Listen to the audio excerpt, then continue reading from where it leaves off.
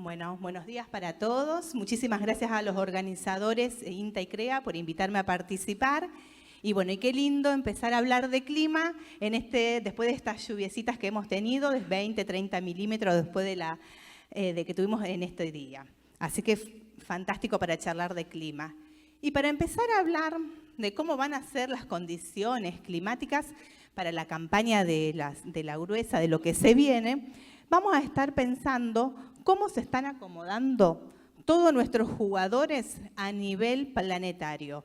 Es decir, cómo dipolo del Índico, lo que es Madden-Julian, oscilación de la Antártida, o lo que nosotros conocemos, el ENSO, se están acomodando, cómo son esas temperaturas y van a afectar a lo que es nuestro patrón de precipitaciones de nuestra región. Entonces, conocer cómo son los patrones de comportamiento, tanto del dipolo del Índico, o ENSO o Madden-Julian, nos va a determinar nuestro comportamiento, precipitación y temperatura. ¿Qué es lo que nos está diciendo, según el monitoreo del Servicio Meteorológico Nacional, que se planteó, que se presentó la semana pasada? Estamos observando que tanto dipolo del Índico está inactivo. Madden-Julian para nuestra zona no nos está afectando en lo que es temperatura y precipitaciones. La oscilación de la Antártida no nos está afectando. Situación favorable, porque si lo veíamos, este panorama en el 2022, teníamos ENSO, dipolo del Índico, Madden-Julian y la Antártida, todo acoplado para que no llueva. Hoy estamos en una situación totalmente contraria, no hay un acople entre todos los sistemas. ¿Qué vamos a ver nosotros ahora en detalle? El ENSO, que es el fenómeno del Niño. Un cambio en la temperatura del océano Pacífico ecuatorial nos va a afectar en nuestra región, todo lo que es la parte pampeana, a las condiciones de precipitaciones. ¿Y qué estamos observando? Acá presentamos las temperaturas del océano Pacífico ecuatorial y estamos viendo que están en colores o en valores normales. ¿Qué quiere decir esto? Que las aguas no están ni sobreenfriadas ni sobrecalentadas. Por lo tanto, este valor de temperatura nos está dando como resultado que para este trimestre, agosto, septiembre y octubre, estamos frente a condiciones de neutralidad. Es decir, que las precipitaciones van a presentar un régimen normal para nuestra área de trabajo. Si podemos observar, yo ahí marqué la línea del 50% de probabilidades. Este es un modelo de salida de los programas. Acá directamente se analiza la salida de todos los programas que estiman el ENSO. Y estamos viendo que estas condiciones de neutralidad se mantienen a lo que es hasta el trimestre septiembre, octubre y noviembre, con probabilidades mayores al 50%. Ya a medida que nos acercamos a fin de año, sigue, digamos, representando la opción más probable, la de neutralidad, pero sí está avanzando lo que es la fase azul, que es la fase fría, que ya lo conocemos, que es la fase Niña. Todavía faltan unos meses más hacia adelante, no podemos decir cuál va a ser el predominio de la fase en lo que es diciembre, enero y febrero, que es a todo lo que nos interesa, pero la tendencia es de año neutral, con un avance de una Niña hacia finalizado el año. Bien, y ahora, bajando una escala más chica, vamos a ver cómo serán las tendencias trimestrales en cuanto a temperatura para el trimestre agosto, septiembre y octubre. Esto es un pronóstico de IRI, de la Universidad de Estados Unidos, y podemos observar que todo el país prácticamente va a presentar temperaturas superiores a lo normal para este trimestre y continuaría en el trimestre siguiente. Y para noviembre, diciembre y enero tenemos nuevamente alta temperatura y en nuestra región de estudio tenemos una alta probabilidad de que esas temperaturas sigan siendo altas. ¿Por qué marco esto de valores de temperatura? Demanda atmosférica, mayor temperatura, tenemos mayor demanda ambiental de humedad y también en la época que ocurra, él puede tener un efecto, ¿no?, en la calidad del grano que vamos a obtener. En cuanto a precipitaciones, acá empieza a haber más incertidumbres. Este es el modelo Copernicus, el modelo europeo, que nos está marcando para el trimestre agosto, septiembre y octubre, que entramos en una región de climatología. ¿Qué es eso? Es que las 3 categorías de precipitaciones, es decir, que sean normal, inferior o superior a lo normal, tienen la misma chance de ocurrencia. Entonces eso nos genera más incertidumbre porque no sabemos hacia dónde, cómo se van a comportar las precipitaciones durante ese trimestre. Chequeamos la información con el modelo de Estados Unidos y también nosotros, sur de acá de Santa Fe, estamos en la región climatología y si nos vamos un poquito más al norte nos están indicando la parte verde que las precipitaciones son en este trimestre serán superiores a lo normal. Y si vamos a ver un poquito la ventanita, un poquito más, vamos a septiembre y octubre y noviembre, que es donde realmente nos está importando las precipitaciones para determinar siembra, IRI ya ahí marca toda la región prácticamente en la zona climatología. Seguimos teniendo grandes incertidumbres de cómo se van a comportar las precipitaciones para este trimestre. Y más adelante, octubre, noviembre y diciembre, sí se está viendo cómo esta área que empezaba más chica, la de Uruguay y el litoral, de áreas con precipitaciones menores a lo normal, se va extendiendo y va ingresando hacia toda la parte este de Santa Fe. Si bien, nuevamente, estos pronósticos hay que consultarlos mensualmente, esa es la tendencia que se está marcando al día de hoy con estos pronósticos y modelos que tenemos. Por lo tanto, las precipitaciones que ocurran de ahora en adelante, llevamos acumulados hasta el momento acá para Marco Juárez 480 milímetros, sin considerar las lluvias de anoche y de hoy, van a ser fundamentales para poder seguir teniendo estos perfiles de agua en suelo. Estamos a 1 metro, los perfiles hoy están en mejor situación que lo que estaban el año pasado, donde vemos que al 24 el porcentaje de agua útil era mucho menor. Por lo tanto, fundamental en estos pronósticos de grandes incertezas en cuanto a precipitaciones, llevar adelante la mayor recopilación de agua posible en cada lote. Y sí, para finalizar, en resumen, nos vamos a acompañar todo lo que es la primavera, digamos, fin de invierno, inicio de primavera en fase ENSO, condiciones normales en cuanto a distribución de precipitaciones. Temperaturas medias superiores a lo normal, lo que no quiere decir que cuando hacemos temperaturas medias superiores a lo normal que no tengamos heladas o temperaturas de 6 grados bajo cero como tuvimos el 1 de julio.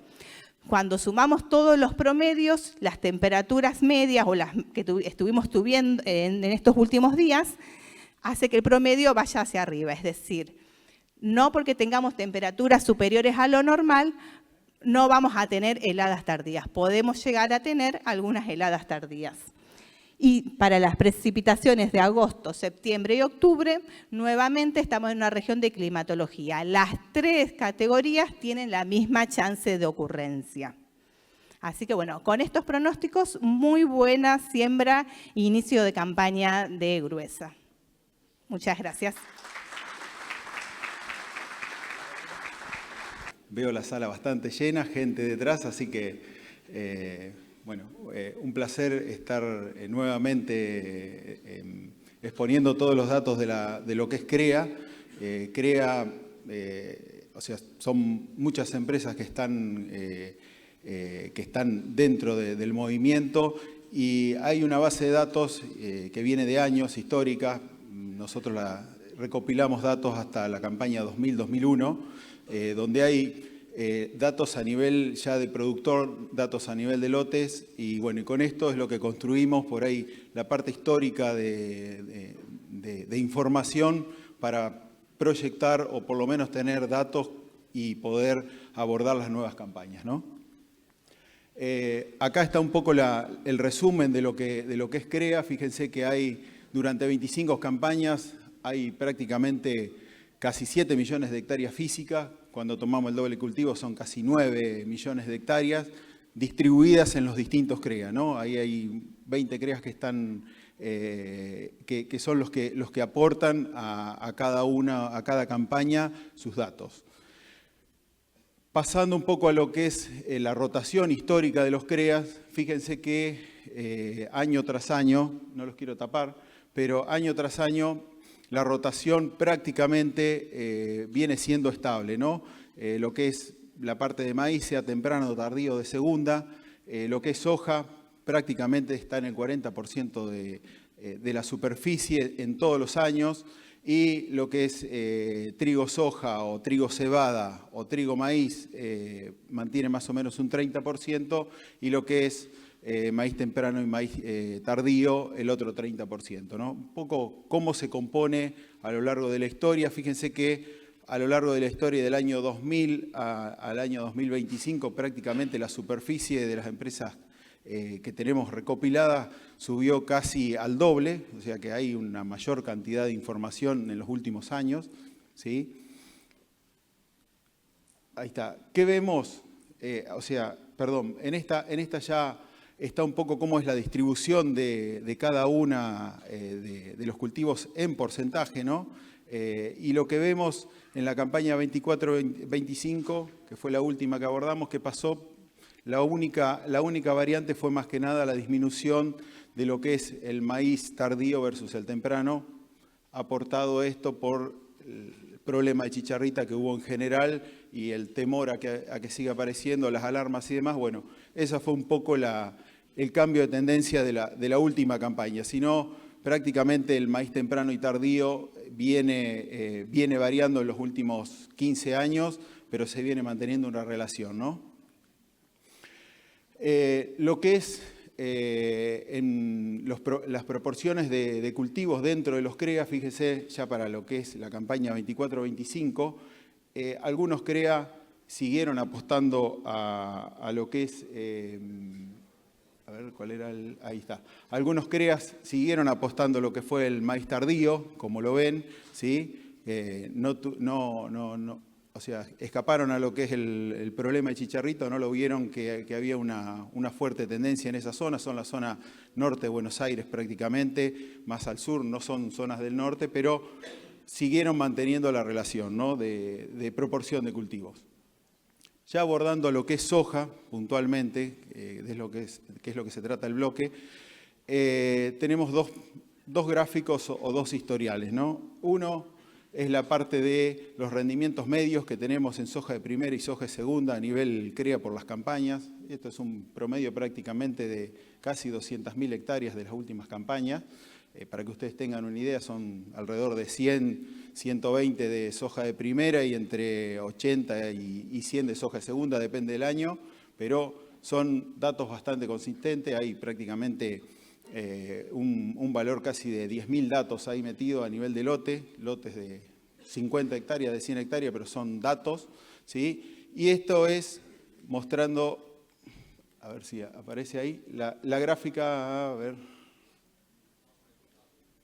no aparece, bueno, pero esta gráfica de la derecha muestra un poco la tendencia o la media móvil.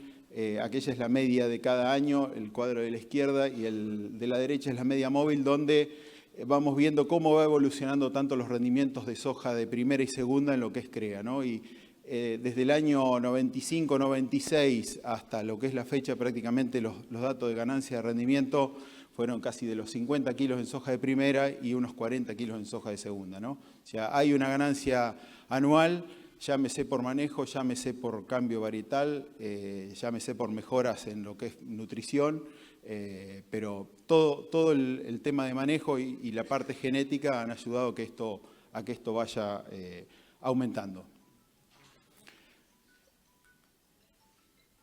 Otro dato acá importante es que son los rendimientos que tenemos versus la media móvil o las diferencias de rendimiento con respecto a una campaña ENSO o una campaña niña, o sea, a la campaña niña, niño o neutro, ¿no? ¿Qué vemos acá? Como un gran resumen, lo que marca abajo, lo que marca abajo el cuadro, acá está, ahí te encontré. Que los años niña prácticamente la diferencia de rendimiento o la caída de rendimiento tanto en soja de primera como en soja de segunda respecto a la media móvil está, ¿no? Y en el año neutro prácticamente esa diferencia no está, y el año niño hay una diferencia de rendimiento mucho mayor con respecto a la media móvil, a diferencia de la caída cuando son los años niña, ¿no? Esta gráfica, que es lo que muestra, a la izquierda tenemos los rendimientos históricos de lo que es soja de primera. Fíjense que el promedio histórico de estas 25 campañas son, a ver si puedo, ahí está, son los 3.500, casi 3.600 kilos de toda esta zona que está marcada acá. Cada uno de estos círculos, el tamaño del círculo marca la superficie o el área que está dentro de esa zona, ¿sí? Con rendimientos, con unos desvíos prácticamente de 4.200 a casi 3.000 kilos de mínimo el histórico, ¿no? Cuando vamos a la campaña pasada, la 24-25, esos rendimientos, el promedio está prácticamente en los 42 quintales con los desvíos de 35 y 50 respectivamente, ¿no? Acá esta gráfica tiene muchos más datos, por eso el tamaño de los círculos, estos son los datos de la campaña 24-25. Cuando vamos a ver las diferencias, ¿sí? Para que ustedes lo vean gráficamente, es la diferencia de la campaña pasada en rendimiento versus lo que fue el histórico. ¿Qué es lo que marca acá?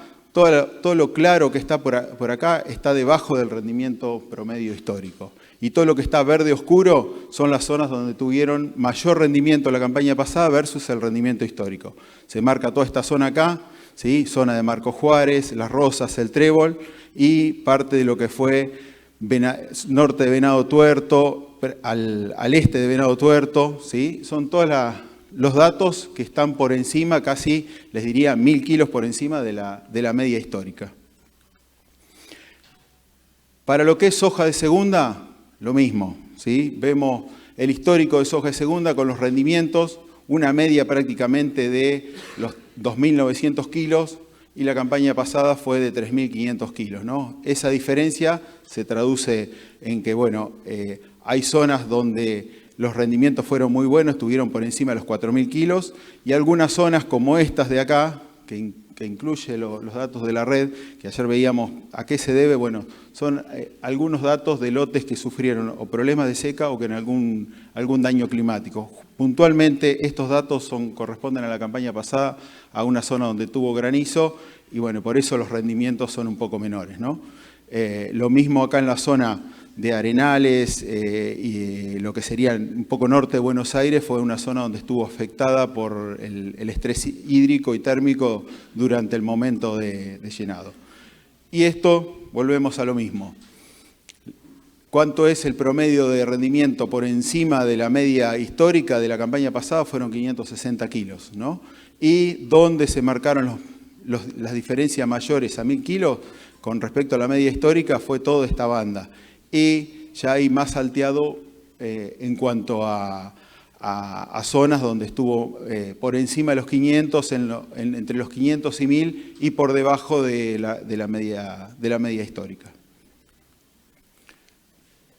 Acá, bueno, resumiendo un poco cómo está la distribución de la superficie de soja de primera y segunda en la campaña 24-25 en lo que es CREA Sur de Santa Fe, o sea, son los datos analizados, lo que les decía, estas prácticamente 105.000 hectáreas y 72.000 hectáreas de soja de primera y segunda respectivamente. ¿Cómo están las superficies dentro de cada uno de los CREA, de los que componen la red sur de Santa Fe con sus hectáreas, lo que es soja de primera? Lo que es soja de segunda, lo mismo, cómo cada CREA aporta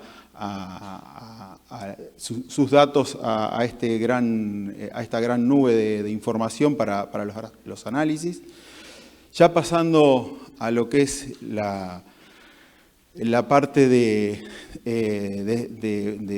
más que nada varietal, sino la parte de elección de genotipos. Fíjense que dentro de lo que es soja de primera, prácticamente el 80% del grueso del genotipo que usa la parte de CREA de Sur de Santa Fe es GDM, llámese Don Mario, llámese el resto de empresas que están ligadas, ¿sí? Y un poco cómo empezaron a aparecer algunas de otras empresas. Esto más que nada, todo lo que es Pioneer, Brevan, están más que nada relacionados a la aparición de soja en lis, ¿no?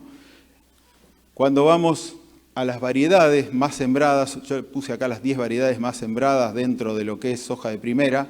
Fíjense que todavía, al igual que el año pasado, sigue estando esta variedad como mayor sembrada en cuanto a superficie dentro de lo que es la red CREA. El año pasado este dato era del 60% y no aparecían prácticamente las hojas en lis, ¿no? Cuando vamos a soja de segunda, lo mismo. El dato es que el porcentaje de Don Mario, de soja Don Mario, baja un poco con respecto a lo que es primera, ya baja casi al 60%, empieza a haber concurrencia de otras empresas y de vuelta lo que es la variedad intacta 46 y 20 sigue siendo un poco la más sembrada o la que más destaca dentro de lo que es el grueso de soja de segunda, ¿no? Ya cuando pasamos a uso de tecnología, que un poco es lo que estamos viendo que está empezando a introducirse, es la aparición de soja en lis tanto en primera como en segunda, ¿no? Fíjense que desde la campaña 21-22, donde prácticamente se largó la tecnología, a hoy ya está casi en un 30%, les diría, pasado un 30%, tanto en primera como en segunda, el uso de ya sojas con esta tecnología. Eso como redondeando, después Pablo va a hacer un poco más de hincapié en todo ese uso de tecnología y demás, por eso no demoro mucho tiempo, más que nada es mostrarle datos para que después el resto de los técnicos de INTA pueda abordar cada una de las temáticas. ¿Qué vemos con fertilización a lo largo de las campañas? ¿Sí? Que tanto en campos propios como en campos de tercero que tienen las empresas CREA, la tendencia es que hay un aumento a incrementar la fertilización o a optar por la técnica de fertilización, sean 50, sean 100, sean 200. Acá solamente estamos analizando que están empezando a haber una tendencia a realizar la fertilización en soja de primera. Que fíjense que en las campañas del 2000, les diría 2007, 2008 para abajo, prácticamente esa fertilización no existía. Otro dato que nos surge de la red, tomando las últimas 5 campañas y cómo son los rendimientos de las variedades a medida que vamos atrasando lo que son o marcando fechas de siembra en decanatos, diríamos, acá es del 11 al 20 de octubre, del 21 al 31 de octubre, del 1 al 10 de noviembre y así, cada 10 días, y cómo son los rendimientos en soja históricamente y cómo fueron en la campaña pasada, ¿no? O sea, la tendencia histórica es que en soja de primera, a medida que atrasamos la fecha de siembra, el corte sigue siendo como se viene viendo en los últimos años, el corte sigue siendo a partir del 10-15 de noviembre, donde empieza a haber una caída en los rendimientos por ese atraso de fecha de siembra, ¿no? Lo que es soja de primera.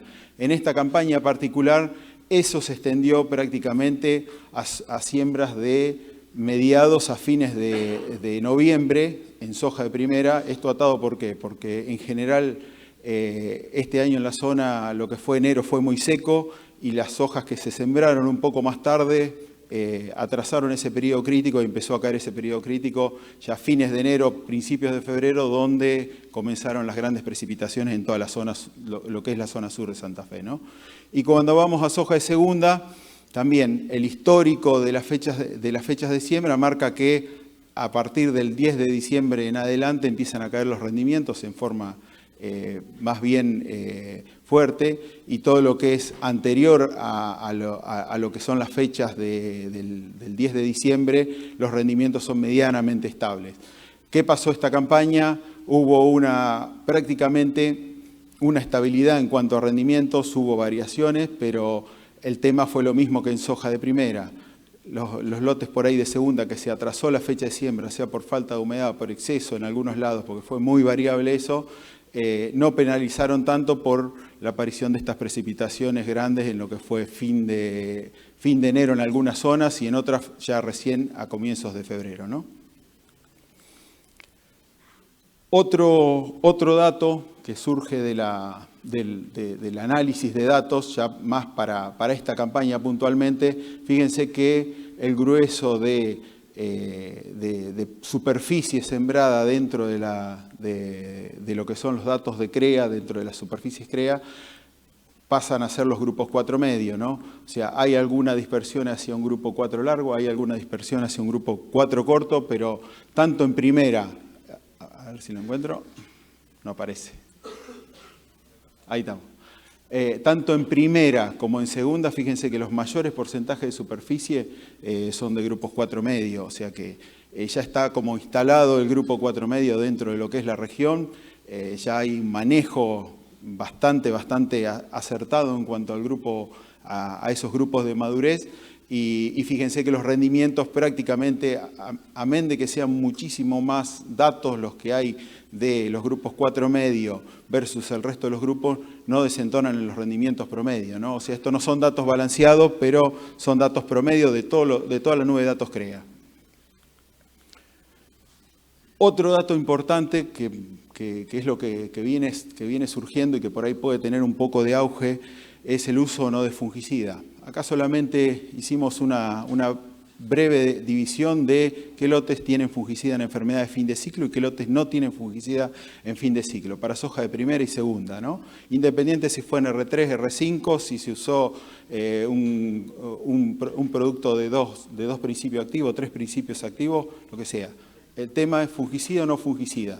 Y fíjense que son datos promedios, ¿no? Fíjense la cantidad de datos, el histórico tiene 3.700 datos, 3.100 datos para soja de primera y en la campaña 24-25, 1.700 datos, o sea que es una información bastante consistente, son datos puntuales de lotes, ¿sí? En algunas zonas coinciden, en otras no, pero fíjense que históricamente, ¿sí? La diferencia entre no tratar y tratar en soja de primera son prácticamente 4.000 kilos, lo de esta campaña fueron 2.000 kilos de diferencia rinde. Cuando vamos a soja de segunda, esa diferencia se traduce prácticamente en 500, 600 kilos en lo que es histórico, y para lo que fue la campaña son prácticamente 200 kilos, ¿no? Creo que con estos datos ya esto es lo último, para que vean cómo son la parte de rendimientos por antecesor, ¿sí? De las últimas 5 campañas, prácticamente el grueso de antecesor es lo que es maíz temprano, maíz tardío en soja. Aparece algo de lotes con soja monocultivo, algo de soja de segunda y muy poco lo que son verdeos, maíz de silo, y se está empezando a incluir el cultivo de servicio. Lo mismo, los mismos datos prácticamente copia lo que fue esta campaña 24-25. Y ya como algunos datos finales, ¿sí? Ya los grupos 4 medio tienen alto auge dentro del área sembrada, presentan a lo largo de los años los mejores performances. Tema de diversificar fechas de siembra si queremos posicionar periodos críticos en distintos momentos, un poco lo que hablaba María José de cómo viene la campaña. Bueno, esto es lo que tenemos que tener en claro. Si hay dudas en fechas de siembras tempranas, sea por ambiente o por riesgo de heladas tardías, el atraso de fecha de siembra desde fin de octubre hasta el 10 de noviembre en soja de primera, ustedes vieron que históricamente no hay una gran variación de rendimiento. En soja de segunda sigue siendo importante la fecha de siembra, también está tener en cuenta el uso de fungicidas y no dejar de mirar todo lo que es calidad de siembra, sembradoras, calidad de semillas, tratar de que la soja no sea un cultivo común, sino tratemos de que la soja empecemos a trabajarla como artesanal y como un cultivo similar a lo que se hace en maíz, ¿no? Así que, bueno, no más porque se me termina el tiempo y dejo que siga Guido. Muchas gracias. Un placer estar acá en el panel de soja. Mi nombre es Guido, yo trabajo en la Facultad de Ciencias Agrarias y colaboro con el análisis de ensayos, una red, la de soja, de esas 6 que nombraba Román temprano, que evaluamos genotipos de soja en la región sur de Santa Fe. Sí, un poco para romper el hielo de para qué queremos una red de variedades de soja, básicamente, y no porque tenemos una red de grupos de madurez de soja para la región CREA Sur de Santa Fe, en un trabajo que hicimos justamente con la Rexo, bueno, con Fernando en su momento, tratamos de cuantificar o establecer cuál es el grupo de madurez que maximiza el rendimiento en cada una de las regiones de Argentina, ¿sí? Y eso lo hicimos para distintos escenarios climáticos, que puede ser neutro, niña o niña en base a la disponibilidad de lluvias.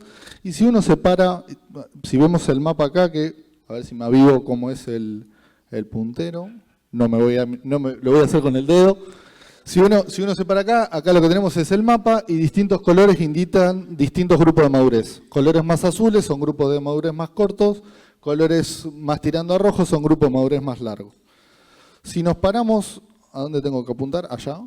Si nos paramos en la región CREA Sur de Santa Fe, vemos que el grupo de madurez que maximiza el rendimiento a través de los distintos escenarios climáticos es más o menos parecido, ¿sí? Es cercano al grupo de madurez 4, que es un poco lo que decía Gaby hace un momento, en general hay un auge de uso de grupo de madurez 4 en la región, ¿sí?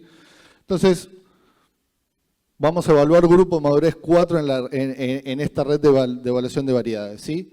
¿Y para qué queremos una red de genotipos? ¿Sí? Es la segunda pregunta. En este gráfico de acá lo que tenemos, voy a hacer con el dedo nuevamente, hicimos un trabajo hace un tiempo donde tratamos de cuantificar cuál es el efecto del mejoramiento genético sobre el rendimiento. Es decir, qué beneficio tengo yo en rendimiento cuando siembro una variedad más nueva que la que venía sembrando, ¿sí?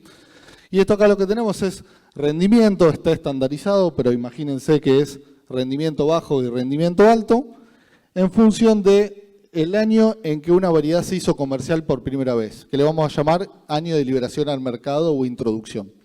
¿Sí? Lo que se ve acá es, si nos paramos en el grupo madurez 4, vemos que en general el mejoramiento genético nos provee cada año una variedad que rinde un 1% más que la anterior, ¿sí? Sin embargo, eso si se ve acá no es totalmente lineal, ¿sí? Hay veces que es un 1%, a veces que es un poco menos y a veces que es bastante más. ¿Sí? Que es lo que llamamos el efecto genotípico, y nosotros lo que queremos hacer es siempre elegir las que están por arriba, ¿sí? Siempre estas variedades. Por eso tratamos de evaluarla año a año. Y acá es donde entra la importancia de la red o este tipo de red de evaluación, donde tratamos de sembrar los genotipos que se liberan al mercado en condiciones reales, le decimos nosotros, o con tecnología del productor, que van a ser la que va a sembrar el productor el año que viene cuando vea estos resultados, ¿sí? Entonces, ¿cómo estuvo formada esta red del 24-25? Fueron 12 sitios que tuvieron el mapita que se ve por allá, es más o menos la distribución en la región CREA Sur de Santa Fe. En verde van a ver sitios que fueron de soja de primera, en violeta van a ver sitios de soja de segunda, ¿sí? Y estuvo formado en 12 sitios pertenecientes a 12 grupos de los 21 grupos que hay en la región CREA Sur de Santa Fe. En líneas generales, los antecesores fueron tanto maíz como soja. Las fechas de siembra, un poco en línea con lo que decía Gaby, varió desde fines de octubre hasta los de segunda, que estuvieron sembrados más o menos primer quincena de diciembre, ¿sí? Y algunos datos más para que tengan un poco en contexto de la red. Algo que les digo, son solamente 10 minutos de presentación, vamos a ir a los resultados más importantes, pero allá abajo hay un QR que si lo escanean, los va a llevar al informe que está colgado en la página del CREA Sur de Santa Fe para que tienen todos los gráficos y todas las explicaciones un poco más detalladas.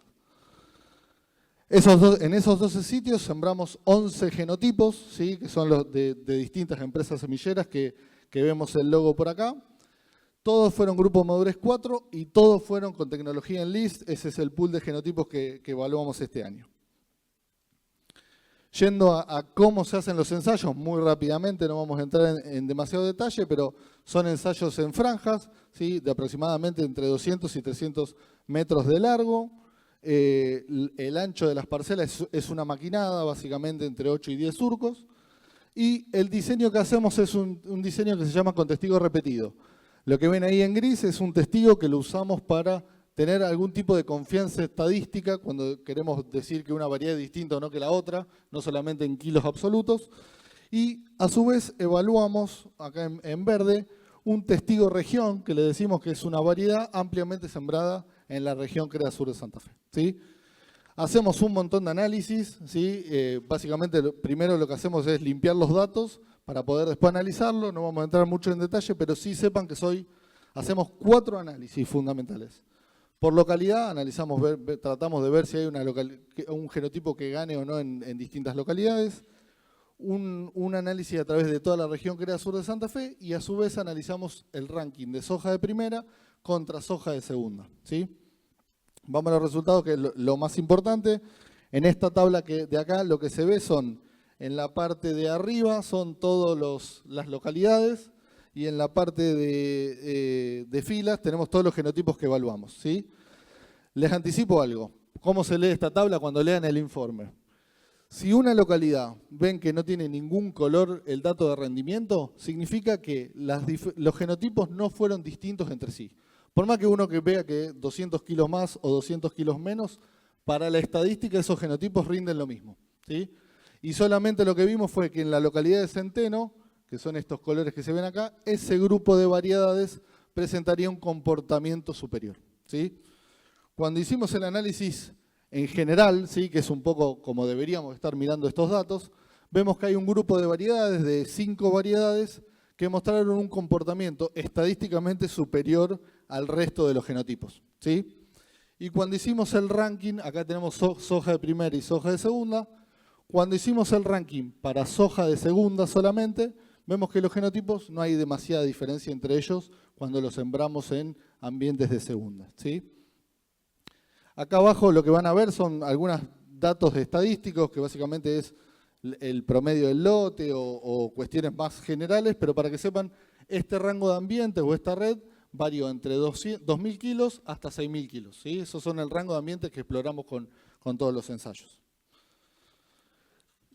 Una pregunta que viene surgiendo mucho en la mesa de asesores es si yo tengo que sembrar el mismo genotipo cuando hago una soja de primera que cuando hago una soja de segunda, ¿sí? Hicimos un análisis tratando de responder esa pregunta. Lamentablemente en kilos por hectárea no son comparables, pero lo primero que hicimos fue hacer el rendimiento relativo de cada genotipo. ¿Qué es el rendimiento relativo? Es el rendimiento con respecto a la media general, ¿sí? Si ven, por ejemplo, un 106, significa que este genotipo rindió un 6% más que la media, ¿sí? Y si ven un 92, significa que ese genotipo rindió muy poco, es de los peores, un 8% menos que la media, ¿sí? ¿Y para qué hicimos esto? Esto lo hicimos para hacer este tipo de visualización, que lo que tienen en los ejes es el rendimiento relativo en soja de primera versus el rendimiento relativo en soja de segunda, ¿sí? Y van a ver una línea negra que cruza, que es la 1,1, se le dice, que básicamente si tienen un punto ahí, que puede ser un genotipo, ese genotipo rinde relativamente igual en primera que en segunda, ¿sí? Si tienen genotipos que están por encima, son genotipos que en términos comparativos rinden un poco más en segunda que en primera, y si están por debajo, lo contrario, ¿sí? Esto para que vean que, más allá de la estadística, hay una especie de tendencia, que hay algunos genotipos que tienen una poquito de mejor performance en segunda que en de primera, ¿sí? Dentro del mismo grupo de madurez. Y lo último que tengo para presentarles es, más allá de este comportamiento general en toda la región, sabemos que no tenemos un ambiente promedio, tenemos dentro de la región ambientes buenos y ambientes malos, ¿sí? Lo que hacemos en general es un análisis de cuán sensibles son esos genotipos a la mejora en el ambiente o cuándo empeora, ¿sí? En este gráfico de acá lo que tienen es el rendimiento de una variedad puntual, ¿sí? Que son los puntos estos verdes que se ven, en función del índice ambiental. El índice ambiental es un nombre complejo para decir que es la productividad media de un ambiente, ¿sí? Si tengo un índice ambiental de 4.000 es estar pensando en un lote que me va a rendir 4.000. Si tengo un índice ambiental de 6.000, es pensar en un lote que me va a rendir 6.000. Y algo que hacemos es un análisis estadístico, que no vamos a entrar en detalle, pero miramos un número que nos parece importante, que es este 1,08 es la pendiente de esta regresión. ¿Sí? Básicamente, ¿qué indica eso? Que cuando ese genotipo, el ambiente, mejora en 1 kilo, ese genotipo responde en un 8% más proporcionalmente. ¿Sí? Eso significa que si el ambiente empieza a mejorar mucho, este genotipo va a responder un montón y me va a convenir sembrarlo en ambientes buenos. ¿Sí? Caso contrario puede ser esto, que se ve acá, que es, fíjense que la recta es un poco más planchada, y este B es menor a 1, y lo que indica es que ese genotipo en general, cuando mejora el ambiente, no va a responder demasiado. Eso es viendo el vaso medio vacío. Viendo el vaso medio lleno es que cuando empeore el ambiente, ese genotipo no se va a caer tanto. Y por eso decimos que son genotipos que están adaptados a peores ambientes. ¿Sí? Esto es un ejemplo puntual de 2 genotipos. No vamos a entrar en detalle de cada uno de los genotipos que vimos, pero para que sepan, dentro de la red y dentro del mismo grupo de madurez, encontramos genotipos que se adaptan a buenos ambientes y a malos ambientes, ¿sí? Por lo cual tenemos que tener en cuenta esa respuesta para ver, una vez que yo tenga caracterizado mi ambiente, qué genotipo pongo, ¿sí? Y por último, tratamos de combinar estas 2 partes de la presentación que le conté. Por un lado, cómo se comporta ese genotipo en promedio en la región versus cómo se adapta ese genotipo al ambiente, ¿sí? Me voy a tomar un segundo para explicar este gráfico, es lo último. Esto es el rendimiento medio, es el ranking del rendimiento que tuvo ese genotipo en promedio en la región, ¿sí? Rinde en promedio 6.000 kilos o 4.000 kilos. Y en esta parte de acá, en el eje vertical, tenemos ese B o ese número que yo les conté hace un minutito, que me indicaba si respondía o no respondía mucho a la mejora en el ambiente. Entonces se pueden dividir, ¿sí? Básicamente, como les contaba antes, en base al B, si tengo puntos por acá, significa que son genotipos que están adaptados a buenos ambientes. Si están por debajo, son genotipos que están adaptados a peores ambientes. Y esta línea de acá es la media de la red. Lo que me divide son en genotipos de mitad de tabla para arriba y mitad de tabla para abajo. Buenos y malos, por decirlo así, ¿sí?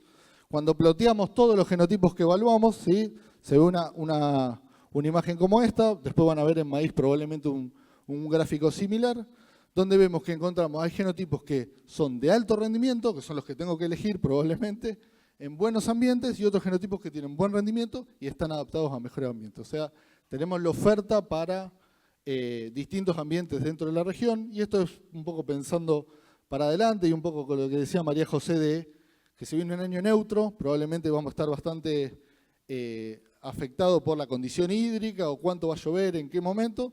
Va a haber una gran variabilidad de ambientes, buenos y malos. Es importante tener esto en cuenta a la hora de elegir un genotipo que vamos a sembrar. Un poco para cerrar la presentación, como les conté, la red de variedades del CREA involucró un montón de genotipos comerciales que los testeamos en condiciones reales o con tecnología del productor, en ambientes de producción de la región CREA Sur de Santa Fe. Con este año de datos lo que vimos es que fue posible identificar algunos genotipos que andan un poco mejor, ese grupito de 5 genotipos que le mostré en el ranking general. Y a su vez, dentro del grupo de buenas variedades, encontramos que tenemos opciones para elegir un genotipo estable o adaptable, sobre todo pensando en qué ambiente nos esperamos para la próxima campaña. Así que eso es todo, le agradezco mucho el tiempo y la oportunidad de participar. Bueno, les voy a hablar más que nada no voy a hacer toda una situación de manejo de barbecho en general, vamos a hablar de situaciones representativas en esta etapa del año, nos basamos en las consultas que estamos recibiendo en esta etapa. Una de las tantas posibilidades, por ejemplo, es usar en esta etapa donde en lotes que todavía no se hicieron los controles de barbechos, es, por ejemplo, una de las tantas posibilidades es usar percutor con terbutilacina, ¿no? Porque de esta manera dejo el lote abierto a maíz o a soja y pongo percutor especialmente porque, bueno, vemos que tiene efecto en cardo y el cardo resistente es una de las malezas que está teniendo mucha demanda, sobre todo en esta etapa del año. La salida de los maíces tardíos también, se están cosechando maíces ahora y dependiendo mucho la situación o el residual que se haya usado en el barbecho, vemos que salen por ahí muy sucios y por ahí el error que hacemos comúnmente es enseguida después de la cosecha salir a controlar, en la medida de lo posible esperar un poco que decante toda la borba, digamos, de la cosecha y una vez que tenga la maleza, digamos, bien visible, pueda salir a controlar. Puedo hacer directamente un doble golpe y en el segundo golpe aprovechar y agregar algún herbicida residual que sea selectivo con el cultivo, ¿no? de soja. También podemos, después de pasada la madurez fisiológica de los maíces, tenemos la oportunidad, hoy están los drones, la altina, digamos, también, o el avión, y podemos aprovechar después de esa etapa de madurez fisiológica del maíz y agregar algún cultivo de cobertura, en este caso centeno, donde después puedo cosechar y la situación, digamos, es mucho más manejable y si tengo hacienda lo puedo aprovechar también como recurso forrajero. ¿Cuáles son los errores que cometemos también en esta etapa del año? Es usar herbicidas que no son selectivos con el cultivo, con soja sobre todo. Me refiero puntualmente, por ejemplo, al clorpiralid o al Ontrel, que se usa mucho para control de cardo. Le estamos buscando, digamos, el reemplazo para no usarlo en esta época, ya en esta época descartarlo. Y no respetar la carencia, digamos, de algunos herbicidas, ¿no? Después, obviamente, cuando cometo estos errores, me lo termina marcando la soja, que se atrasa, a ver si hago bien con el círculo, se atrasa, como en este caso, muchas plantas mueren, otras plantas logran superarlo, todo va a depender, digamos, de cómo se desarrolle el año climáticamente, ¿no? Bueno, hay situaciones obviamente más embarazosas que otras. Por ejemplo, cuando se usa piclorán en esta etapa, es un error obviamente, se usa piclorán también para control de cardos y alguna otra maleza, pero usarlo en esta etapa del año pensando en salir a soja es un riesgo grande, ¿no? Otro de los errores que cometemos es usar también atracina muy cerquita de la siembra de la soja, pensando que digamos, para controlar esas camadas de colorado. Bueno, también la atracina no es selectiva con el cultivo de soja y la soja me lo puede marcar, ¿no? Dependiendo de la dosis que use y de la distancia que yo la haya usado respecto al momento de la siembra, ¿no? Y bueno, después diferentes también errores que cometemos con los herbicidas residuales, sobredosis, o usarlos, digamos, en una etapa que nosotros por ahí no sugerimos, que es en la preemergencia, o sea, después de la siembra de la soja. Y en este caso, como marca acá, vemos, no sé qué apreté, pero en ese caso veíamos, por ejemplo, fitotoxicidad por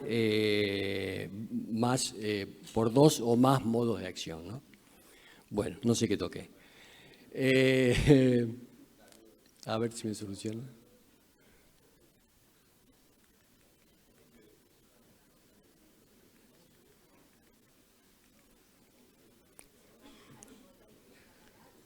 No sé, apreté el de apagar. Bueno, para que no se me vaya el tiempo, quedan todavía oradores. Y estoy en 8 minutos, hablar un poco de los herbicidas residuales. No, tocaba Soja Enlist. No toqué nada.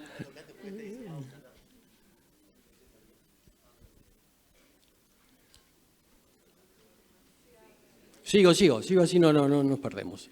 Bueno, tocaba Soja Enlist. La Soja Enlist hoy por hoy están bien rankeadas, en la Rexo las pueden ver, y están, digamos, las sugerimos especialmente en esos lotes, más allá de lo que es control de amaranthus y rama negra, que en posemergencia de soja, con los eventos STS o RR se me complican. Vemos que hoy por hoy las sojas Enlist nos sirven para esos casos, pero nosotros las posicionamos más que nada para malezas perennes en aquellos lotes donde tenemos mucha presencia de perennes, como comelina, sorgo de Alepo, estamos en la zona del Eragrostis.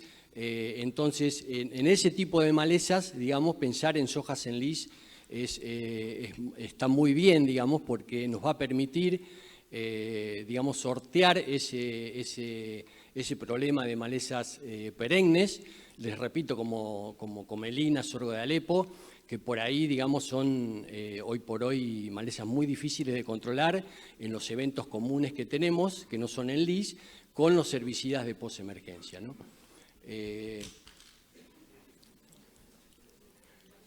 Ahí está, sigo. Bueno, retomando un poco el tema fitotoxicidad, el tema de Dicamba también muy cerquita de la siembra de soja, obviamente está contraindicado porque el cultivo me lo puede seguir marcando. Acuron también, que está registrado en lo que es barbechos largos para control más que nada de crucíferas. Vemos que por ahí se usa mal y se usa en esta etapa, es más que nada está posicionado para un barbecho largo, o sea mayo, si se quiere, como mucho, segunda quincena de mayo, pero usado en esta etapa hay variedades de soja más sensibles que otras que me lo pueden estar marcando, ¿no?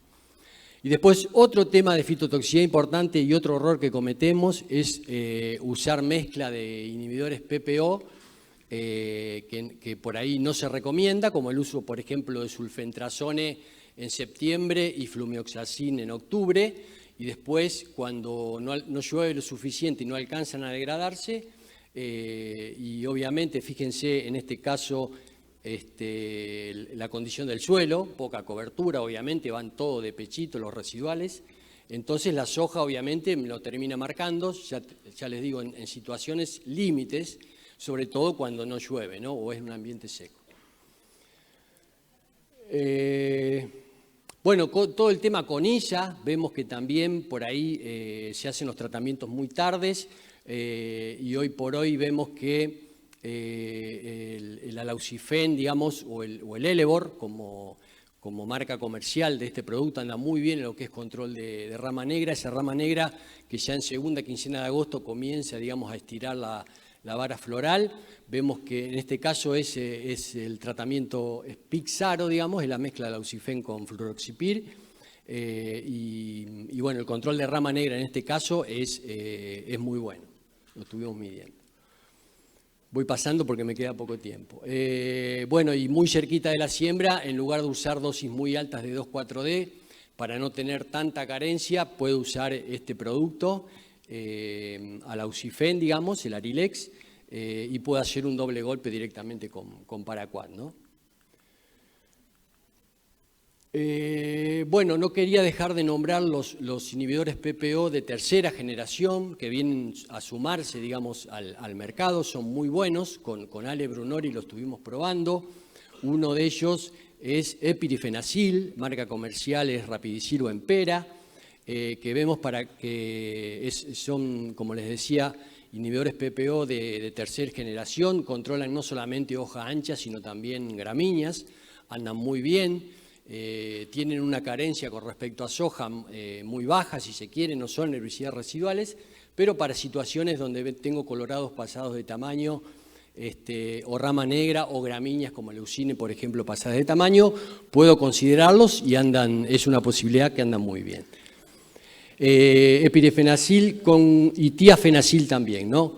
Con las gramíneas siempre remarcamos que no tienen que ser gramíneas pasadas de tamaño, ¿no? Porque obviamente, digamos, pueden llegar a rebrotar. Bueno, tiafenacil también, soja en lis, como les decía, respetar las ventanas de lo que es el tema aplicación, tanto de 2,4-D como de glufosinato. Nos permiten controlar este tipo de situaciones que con herbicidas que hoy por hoy contamos en el mercado y en eventos que no son en lis, vemos que no podemos controlar esos colorados grandes sin pegarle a la soja, les pegamos una paliza terrible, pero con el evento en lis obviamente nos permiten sortear este tipo de situaciones y la selectividad, fíjense que es impecable, ¿no? El glufosinato, hubo mucho reclamo esta campaña de que el glufosinato no trabajaba bien.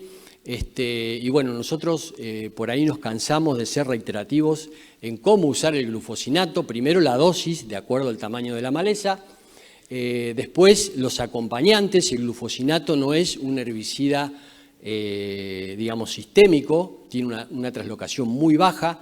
Entonces tenemos que mojar bien para que trabaje bien. Acompañarlo sí o sí con sulfato de amonio. Vemos que marca una diferencia importante el agregado de sulfato de amonio, misma dosis de glufosinato, misma dosis de sulfato de amonio, mojar muy bien y fíjense que el testigo con comelinas grandes, colorados pasados de tamaño, bueno, gramíneas también como cloris había en esta parcela, vemos que el control es muy bueno. El horario de aplicación también tiene mucho que ver. La calidad de la luz, más que el horario, tiene que haber buena calidad de luz, tiene que haber sol, digamos, una buena radiación. Y el ejemplo que ponemos siempre para ser más elocuente, digamos, es que en días nublados no lo puedo hacer, o sea, lo puedo hacer, pero no va a trabajar como en un día, digamos, donde tengo una buena calidad lumínica. El horario es fundamental. Por ahí entre las 10 de la mañana o las 11, si se quiere, y las 2 de la tarde, por ahí no, el delta T de las aplicaciones no me va a dar. Pero bueno, pasadas esas horas puedo jugar con el tema de la calidad de luz y la calidad de la aplicación, ¿no? Sigo. Bueno, ya entrar en residuales. Voy a nombrar los residuales que hoy por hoy contamos en el mercado que andan muy bien. Es verdad que sulfentrazone en mezcla con S-metolaclor se nos viene quedando. Y hay que considerar cuando usamos esta herramienta, tratar de mejorarla de alguna manera con algún otro herbicida, puede ser metribuzin, previo a la siembra de la soja, o puede ser un piroxasulfone también, que es mucho mejor que el S-metolaclor. Vemos, fíjense acá, no quiero tocar ninguno porque no me quiero mandar una, pero fíjense que en la parte tratada, que es a la derecha de la barra, todavía la soja no ha cerrado y sin embargo veo nacimientos en este caso de yuyo colorado, ¿no? Cosa que no tiene que ocurrir, eso no me tiene que ocurrir. El residual me tiene que acompañar hasta que la soja logre cerrar, ¿no? Bueno, tanto Gemit, que es flumioxacin con S-metolaclor, como FIRS, vemos que hoy por hoy funcionan muy bien y es uno de los residuales que está mejor rankeados, digamos, en lo que es previo a la siembra de la soja, obviamente. Se suma Boraxor a la paleta de residuales, que es mezcla de trifludimoxacin más saflufenacil. También aclaramos que a Boraxor hay que acompañarlo con S-metolaclor o con piroxasulfone, obviamente, porque está bien posicionado para hoja ancha. Pero bueno, tanto FIRS como Boraxor son moléculas bien balanceadas, digamos, en lo que es el Boraxor, acompañándolo con piroxa o con dual, están muy bien balanceados en lo que es control de hoja ancha y hoja fina porque, por ejemplo, trifludimoxacin y flumioxacin del FIRS también tienen su aporte en lo que es gramíneas, ¿no? O sea, no son graminicidas de por sí, pero sí tienen un importante aporte, digamos, como supresores, en todo caso, de gramíneas difíciles. Bueno, acá por ejemplo con Tomás Baigorria, lo que hicimos, siempre desde INTA, obviamente, sobre todo de INTA Marco Juárez, sugerimos alternar herramientas para poder controlar malezas. En este caso, fíjense, acá en este caso, acá a la derecha de esta línea de siembra, usamos el cultivo de cobertura como supresor de malezas y le agregamos un herbicida residual como FIRS. Y fíjense que el control es muy bueno. Acá estamos usando dos herramientas, una biológica y una química, para poder controlar malezas. Fíjense que la izquierda de esta línea está trabajando solamente como el supresor de malezas, solamente el cultivo de cobertura, ¿no? Y fíjense que hay nacimientos sobre todo de yuyo colorado. Nada, era para mostrar eso, que digamos alternando o integrando, digamos, estrategias para controlar malezas siempre funcionan mucho mejor. Y lo que parece acá, ya como para finalizar, termino con esta imagen, lo que parece acá un control químico, acá a la derecha, fíjense acá, esta parte, lo que parece un control químico, parece una pasada de paraquat, porque hay gramíneas también secas.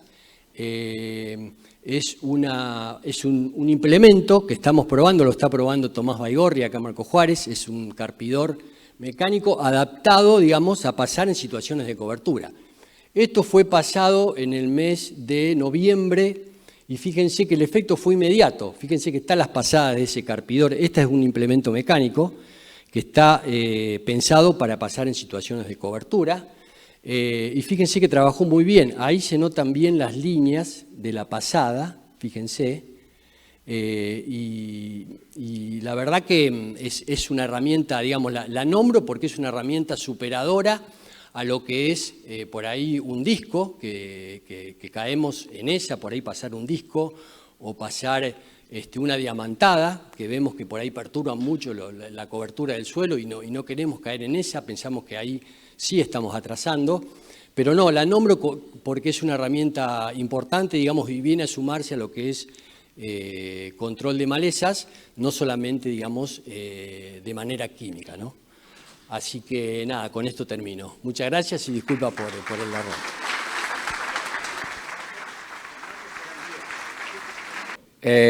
Yo tengo una presentación larga, pero a veces corta para poder entrar en el tiempo y hablar un poco de lo que es fertilidad.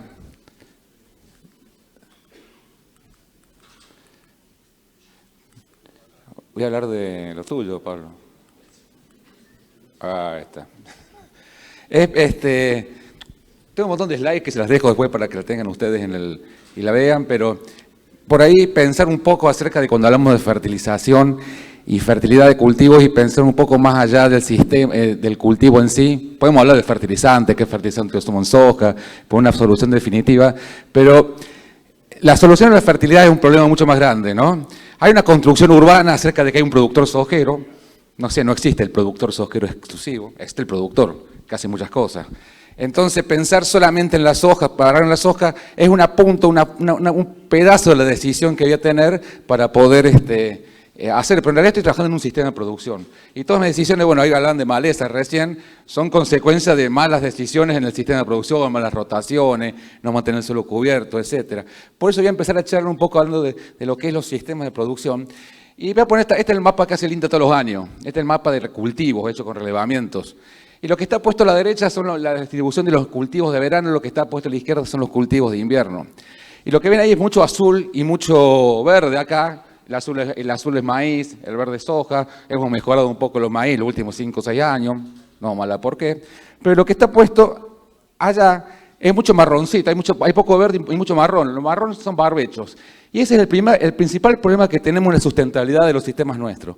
Tenemos mucho suelo desnudo. El invierno no lo estamos cubriendo bien. Podemos hacer trigo, podemos hacer alguna cebada un poquito más al sur, pero generalmente se caracteriza nuestro sistema de producción por tener mucho suelo desnudo. O sea, no estamos cubriendo. Y si estamos en una zona como esta, que tenemos entre 900, 1000, 1200 milímetros, de acuerdo a donde estemos, estamos desaprovechando un poco lo que son los recursos y no estamos produciendo lo suficiente. ¿Está? Ese es un primer problema de sustentabilidad y que en el largo plazo nos va a tener un problema sobre lo que es la fertilidad de los suelos, etc.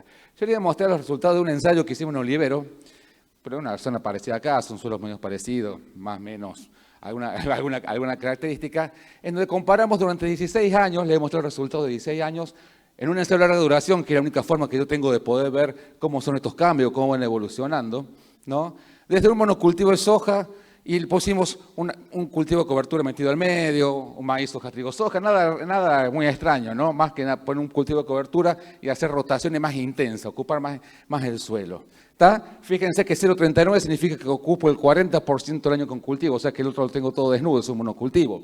Pero fíjense que una rotación maíz, soja, trigo, soja me ocupa un 55%, tengo barbechos todavía desnudos sin tener. Bueno, fíjense, hasta un 80%. Eso lo trabajamos y después de 16 años fuimos a ver cómo rendir la soja. Yo voy a pasar rápido esto, porque quiero mostrar este resultado, básicamente. Después de 16 años de haber hecho todas esas rotaciones, hicimos todo soja de primera. para ver cuál era el efecto residual que teníamos nosotros sobre haber hecho el cultivo.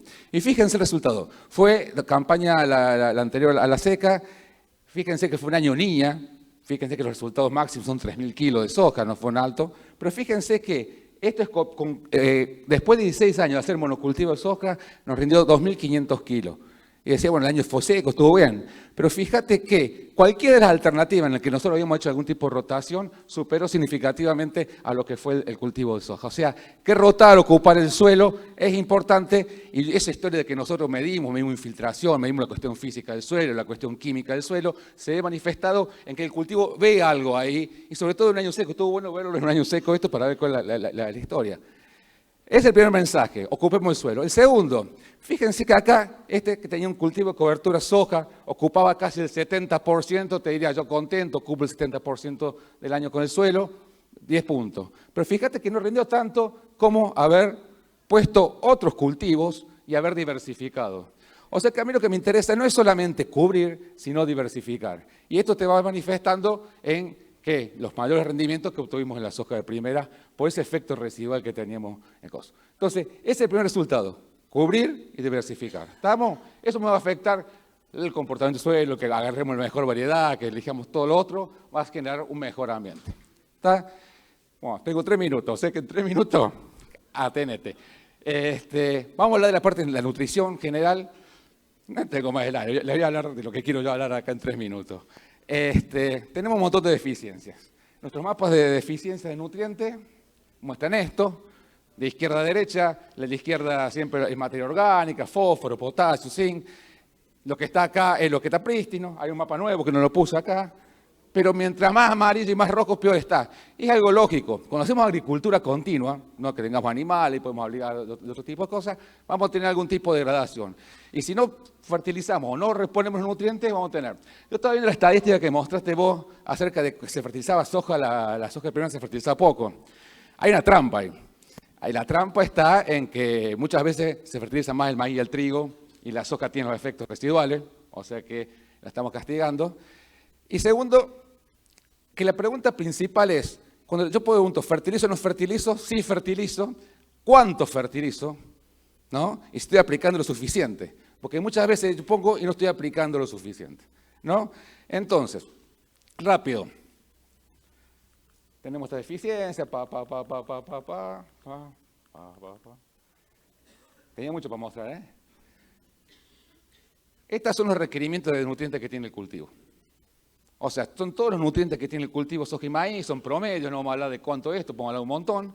Pero yo quiero, me voy a parar en 2 nutrientes, en el nitrógeno y el fósforo. El nitrógeno es lo que más requiere el cultivo, es lo que le permite fotosintetizar, hacer la producción, en el caso de la soja, la proteína. Si comparamos una soja y un maíz, estos son valores máximos que podemos tener, tenemos 80 kilos de nitrógeno para producir una tonelada, 20, casi 4 veces más. El fósforo, casi el doble, ¿no? Pero esas 4 veces más de nitrógeno que tiene, hay una cuestión, la soja puede fijar a través de la fijación biológica de nitrógeno, o sea que el 50-60% de esos 80 kilos viene a través de la fijación biológica. O sea que si nosotros queremos manejar nitrógeno, ¿se puede manejar nitrógeno en soja? Sí, sin fertilizantes, sino inoculando o mejorando la fertilidad del suelo que le mostraba hace un rato. Si hablamos de nitrógeno, fíjense esta relación cuando fertilizamos y eso es la fijación biológica, o sea que nos cae, cada vez que fertilicemos y metamos urea al boleo o alguna cuestión de esa, no es solución el nitrógeno en soja, el fertilizante. Vamos a pensar otras soluciones. Fíjense que cuando nosotros hablamos de cultivos de alto rendimiento, estos son alta y baja absorción de nitrógeno, fíjense que absorbió más, hubo más rendimiento, y fíjense que la diferencia principal fue básicamente por lo que fue la fijación biológica. 4 puntos de porcentaje más de fijación implicó que tuviera un mayor rendimiento. Fíjense esta relación que le mostramos siempre para saber cómo es la relación entre el rendimiento con inoculante y sin inoculante en suelos del centro-sur, oeste de Córdoba. Vamos a tener lo que está acá, la línea blanca, la línea 1 a 1, o sea que las dos con y sin inoculante rendían lo mismo. Levemente hay un incremento cuando inoculamos, en general cuando aumenta el rendimiento hay un poquito más de respuesta y no vamos a tener respuesta más del 4 o 5%. O sea que cuando nosotros vamos al campo no lo vamos a ver, o sea es una cuestión muy leve. Mi recomendación es siempre inoculen, por más que tengamos una respuesta mínima, porque me parece que es una práctica que siempre hay que realizar. Si hablamos de fósforo, rápido, Dos cosas que hay que tener en cuenta cuando hablamos de fósforo: un nutriente que se mueve poco en el suelo, se mueve lentamente, no es que no se mueve lento, está en el suelo nuestro.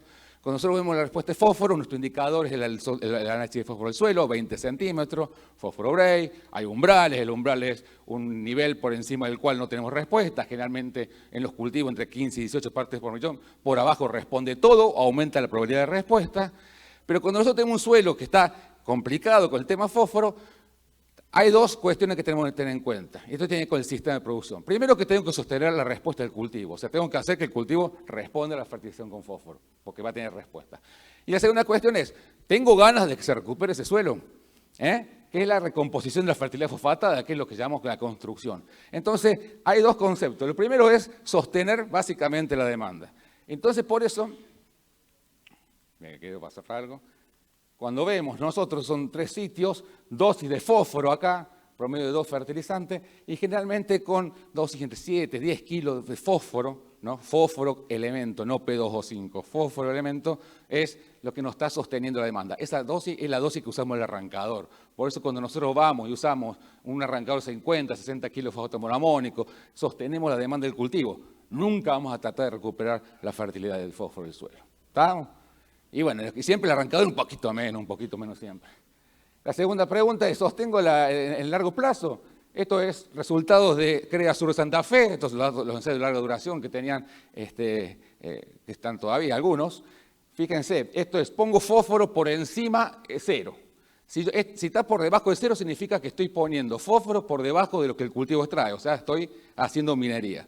Fíjense cómo es la caída, una caída exponencial negativa, o sea, perdemos rápido el fósforo. Esto es lo que pasa generalmente cuando vamos al norte, por ejemplo, y te dicen, tengo 50 partes por millón, ok, te va a alcanzar 10 puntos, pero la caída de esa fertilidad es rápida.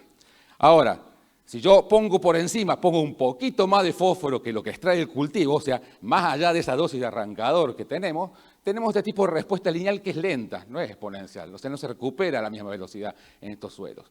Y en general, hay una recuperación en la medida que yo pongo por encima de lo que va a demandar el cultivo. ¿Se entiende? No significa que estoy poniendo solamente lo del arrancador. En promedio, para varios sitios del sur Santa Fe, eso es centro sur Santa Fe, en cierta zona, por el mismo suelo, en promedio, lo que yo tengo que aplicar de más para aumentar una parte por millón de fósforo va entre 3 y 5 kilos de fósforo. ¿Estamos? Fósforo elemento. Eso me estaría permitiendo. Pongo el arrancador, por eso una dosis, por ejemplo, en soja, una dosis de 100 de super triple, por ejemplo, me está sosteniendo eso y me va a poner un poquitito más. Pero ¿qué pasa? No en un año, no el año de este año. Vamos a poder verlo con el tiempo. ¿Está? Algunos números para que se lleven. Azufre rápido, quiero mostrarles curvas de azufre, dosis de azufre, 10 kilos de azufre, generalmente no sostiene la demanda del cultivo. Si quieren hablamos después, podemos hablar de un montón de trabajo acerca de si lo podemos hacer en el largo plazo o en el corto plazo, pero sí es para sostener la demanda del cultivo. Boro y zinc, nosotros ahora ya tenemos algunos umbrales de respuesta a lo que es boro y zinc. Generalmente acá usamos 2 extractantes, con que es el acetato de amonio, generalmente tenemos entre 0,5 y 0,9, es un umbral de respuesta a boro, ¿no? O sea que tenganlo en cuenta eso.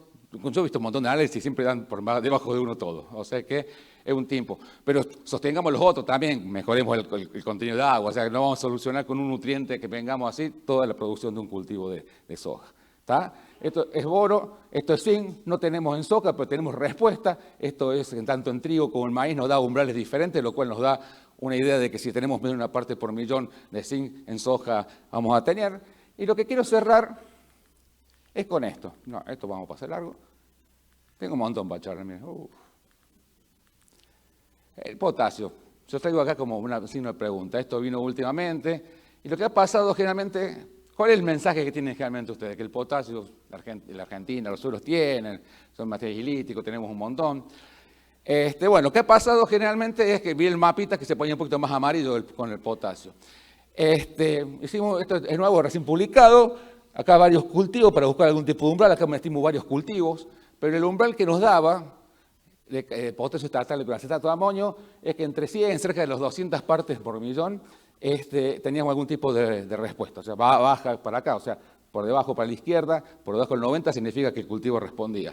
Generalmente esos puntos amarillos, les cuento la trampa, es Entre Ríos. Son todos suelos de Entre Ríos que tienen bajo potasio, tienen debajo de 100 partes, pero es lo que nos movió un poco la curva. Ahora, les mostraré esto y con esto termino. 5 conclusiones. Hicimos algunos ensayos acá, cerca de Zavalla, cerca de Coronel Ana, en un pueblo, porque tenía un compañero que tenía y me dice, mira, tengo unos análisis de suelo y me dan 200 partes por millón. Le digo, vamos a hacer ensayos de potasio, a ver qué da. Y fíjate, agarramos, acá les muestro 2 campañas, hicimos 3 campañas, y hicimos ensayos en soja y en maíz, y uno de 6 ensayos, o sea, 3 en maíz y 3 en soja, acá les muestro los 2 y 2, uno nos dio respuesta significativa a la fertilización con cloruro de potasio. Con lo cual, significa que estamos en un nivel en el cual podemos encontrar algún tipo de respuesta, estamos con suelos bastante frágiles en esto, no nos sintamos cómodos. Y mi recomendación, y con esto termino la charla, es vamos a pinchar los lotes y dejémonos de joder con ser fósforo, materia orgánica y pH nomás, hagamos cada tanto. Todo hagamos, el potasio, las bases, porque nos estamos teniendo muchos desbalances en muchos nutrientes. Y decir, bueno, el potasio tengo 200, no me responde, y bueno, pues había una señal de alarma, mejor tengo 300, estoy un poquito más arriba. Yo les cuento, agarré una red de ensayo que hicimos en el año 2004, 2005, de potasio, por esa respuesta, y los niveles de potasio eran de 500 partes por millón. Ahora son de 300. Algo está pasando. Bueno, listo, les dejo el mensaje. Bueno, sigo con fertilización. Ahí vamos, ahí está, arrancamos. Bueno, yo estaba en el programa en la parte de maíz, como verán, pero bueno, los chicos acá conversando en la organización dijeron, da un pantallazo de 10 minutos inflexibles que van a tener que ser 2 de lo que está sucediendo con plagas en soja. Y bueno, quería mostrarles que, fíjense que en la campaña 23-24, como deben haber vivido todos los que cultivaban soja, aumentó mucho la cantidad, hubo un pico poblacional alto de Rachiplusia nu en Trampa de Luz en esta zona hacia fines de enero. Y bueno, a colación de todo esto vino todo el problema de si había resistencia, no había resistencia de amidas, qué es lo que estaba pasando. Nosotros hicimos estudios y no hay evidencia científica de que haya variado la susceptibilidad, sino, ¿qué pasó? Que estábamos acostumbradas a manejar poblaciones mucho más bajas. Desde 2018 hasta la campaña 23 veníamos con 1 o 2 rachiplusias al metro y hay años en donde los registros eran realmente casi nulos en Trampas de Luz. ¿Qué pasó esta última campaña? Bueno, el registro fue más bajo, si bien hubo también picos de vuelo hacia fines de enero, como los registros fueron más bajos, no se vio tanto todo ese tema del remanente de orugas en los lotes. Pero bueno, tengan en cuenta que para las campañas venideras venimos de una población inicial que está ahí, digamos, de Rachiplusia, por lo cual es probable de que pueda volver a ser picos poblacionales en las siguientes campañas. Además, ahí está. Otra que fue protagonista, pero como llega acá a esta zona hacia mediados de febrero y demás con poblaciones grandes, fue Anticarcia, ¿no? Que fue más la protagonista en relación a Rachiplusia de esta última campaña en sojas de segunda y sojas tardías. Y fíjense, también veníamos de poblaciones bajas, fíjense el eje, ¿no? De poblaciones bajas en 23-24 y pasamos a poblaciones más altas en esta última campaña. Por lo cual, bueno, es una plaga también a tener en cuenta, sobre todo si vamos a tener los lotes tardíos, sojas tardías o de segunda. Respecto a Rachiplusia, bueno, hay digamos todo un cambio por ahí de variedades que va en pos de la incorporación de la tecnología Enlist. Y bueno, en ese caso no vamos a contar con el efecto de la intacta. Sin embargo, bueno, Rachiplusia, como saben, tiene poblaciones resistentes a soja intacta y en estas últimas campañas nos habían consultado si Anticarcia también se había vuelto resistente porque encontraban en sojas multiplicaciones de intacta. Bueno, sepan que si bien la soja es autógama, tiene un porcentaje bajo de alogamia, hay secreción de genes y ya cuando vamos, digamos, cuando tenemos una soja BT de múltiples, digamos, multiplicaciones, quinta, cuarto año de multiplicación, ya los genes se agregaron y no tiene la protección y la dosis de la toxina BT en condiciones adecuadas. Por lo cual, bueno, ahí vemos, digamos, las fallas y además estamos incentivando también la evolución, ¿no?, de las plagas resistentes. Así que, no, en anticarsia, y esto a raíz de que está la conquista, ¿no?, en el mercado. En anticarsia no hay reportes, tampoco bolillera, de disminución de susceptibilidad a la soja BT. Sin embargo, rachiplusia, que es lo que también se pregunta a la gente, sí, las poblaciones resistentes fueron probadas, sobre todo los chicos de Obispo Colombres estuvieron trabajando bastante en eso, con respecto a la soja que incorpora la CRAI1F, además de la CRAI1AC que tenía la intacta, y las poblaciones continúan teniendo un grado, digamos, de tolerancia. Entonces, lo que yo quería mostrarles en este gráfico es que, fíjense, que de la campaña 21-22 a la 22-23, cómo evolucionó ese tema de la resistencia a intacta en cuanto a Rachiplusia nu. Entonces, es de esperarse que estos valores que eran bajos en 2023, bajos pero significativos, ¿no?, de tolerancia de la Rachiplusia a esta nueva tecnología, es muy probable que en pocas campañas iguale lo que es Rachiplusia a una soja no BT, ¿no? Las otras sí continúan siendo controladas por la soja BT. Sin embargo, bueno, las sojas Enlist que se están incorporando y además en esta región en donde nunca fue muy necesaria la incorporación de la soja BT porque teníamos una aplicación generalmente para orugas. Bueno, ahí tengan en cuenta que bueno, también tenemos anticarsia aumentando en estos últimos años, hay que ver qué sucede en la campaña que viene. Están los reportes de trampas de luz, el sistema de alarma de plagas y demás, consúltenlos en las redes en verano. Y bueno, también otra que está apareciendo despacito pero a paso firme es Epinotia en los lotes. En los últimos años hemos visto un aumento progresivo, digamos, de su presencia en los lotes. Y estas hojas de Enlist que vamos a sembrar a futuro muy probablemente, porque va ganando mucho mercado que no tienen tampoco la protección BT, bueno, va a haber que monitorearlas bien para tener en cuenta todos estos lepidópteros.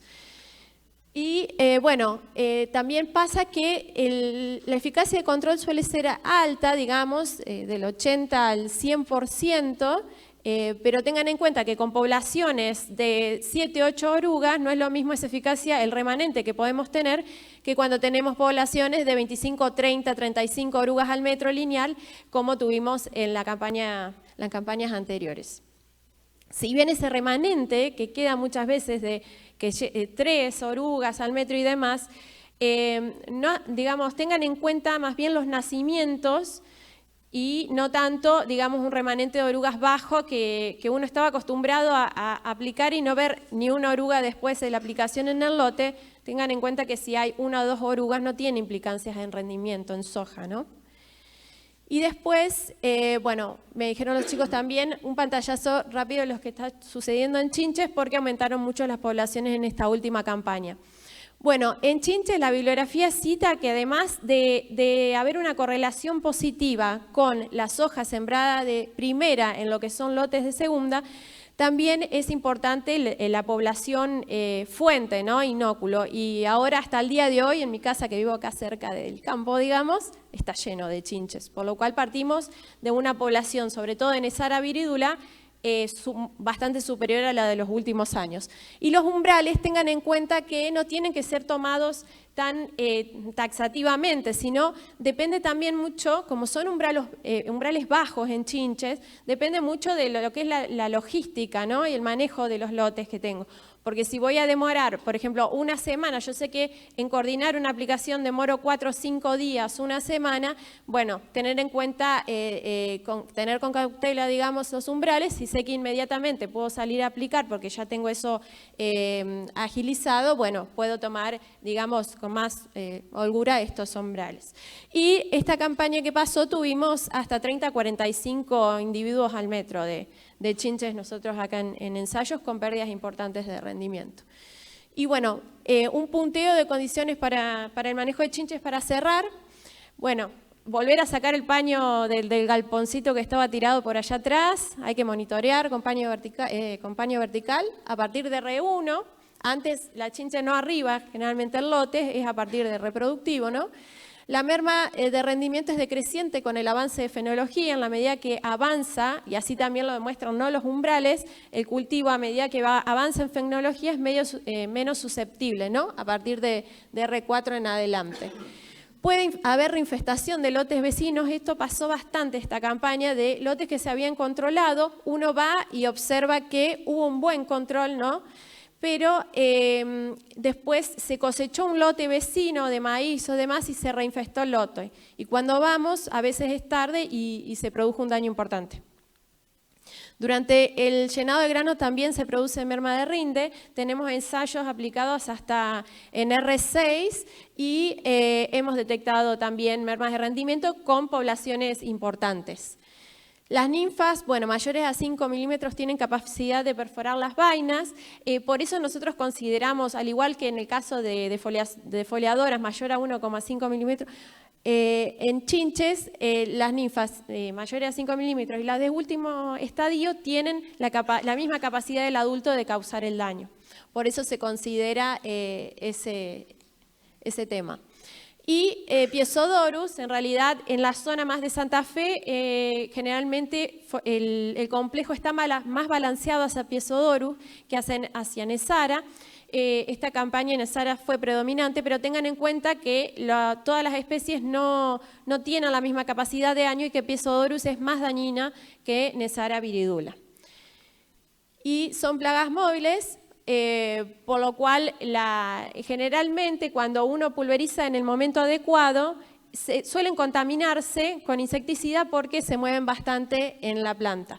Sin embargo, con altas densidades, tengan en cuenta esas poblaciones que hemos tenido de 35 o 40 chinches al metro, el remanente que podés tener, incluso con bastante buena eficacia de control, puede ser superior al umbral todavía, ¿no? En el lote. Así que bueno, los incentivo a que estén atentos y monitoreen. Eso es todo.